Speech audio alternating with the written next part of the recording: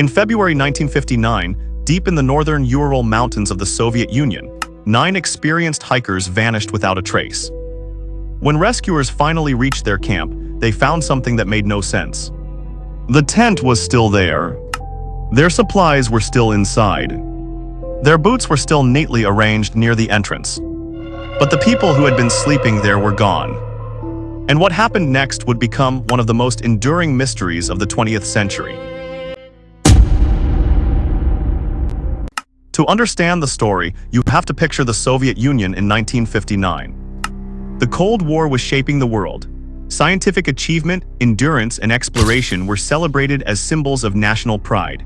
Across the country, young adventurers pushed themselves into some of the harshest environments on Earth.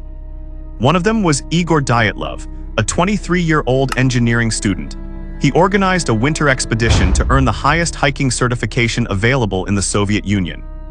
His team included Zinaida Kolmogorova, Rustam Slobodin, Yuri Doroshenko, Yuri Krivonishenko, Lyudmila Dubinina, Alexander Kolvatov, Nikolai Thiboksbrignol, and Semyon Zolotaryov. All were experienced, all understood the risks.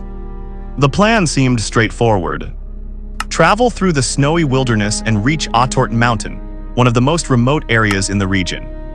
On January 23rd, the group left Sverdlovsk by train.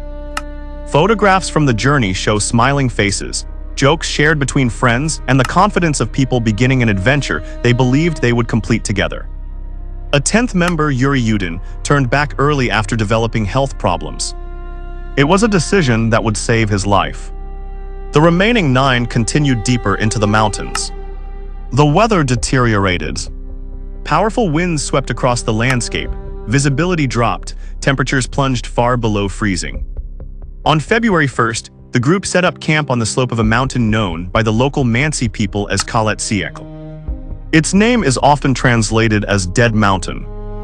That evening they took photographs, wrote in their journals, ate dinner, and prepared for another day of travel. Those are the final confirmed moments of their lives. When the group failed to send a scheduled message, concern began to grow.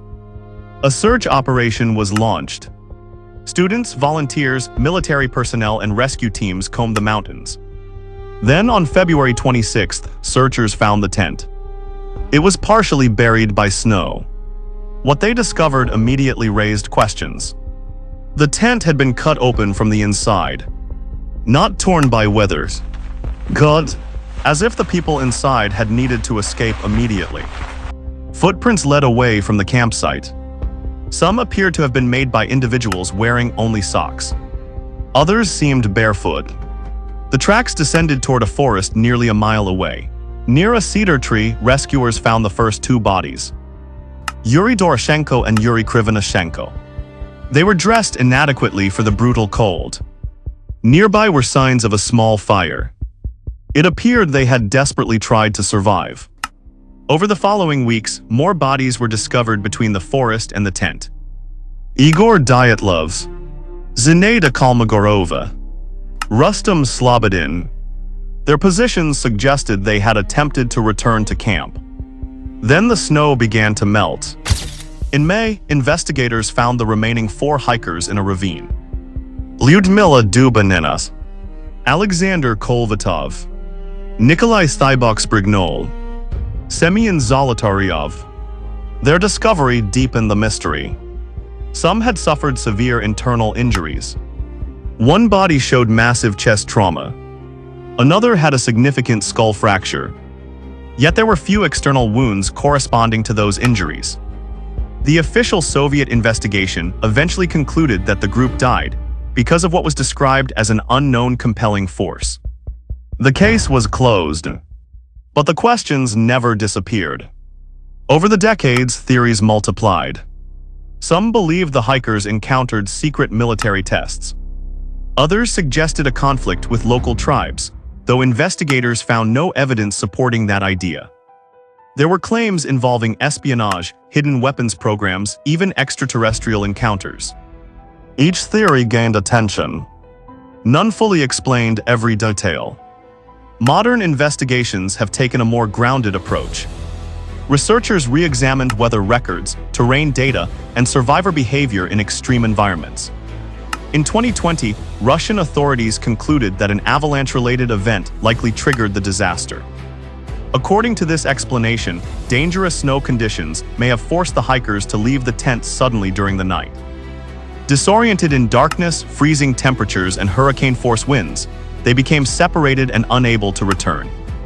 Some scientists later proposed a delayed slab avalanche model, suggesting a small but powerful snow collapse could account for many of the observations.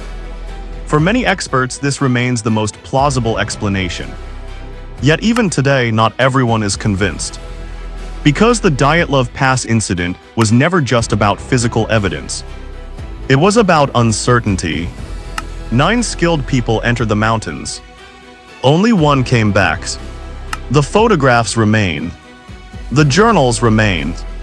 The footprints frozen into history remain.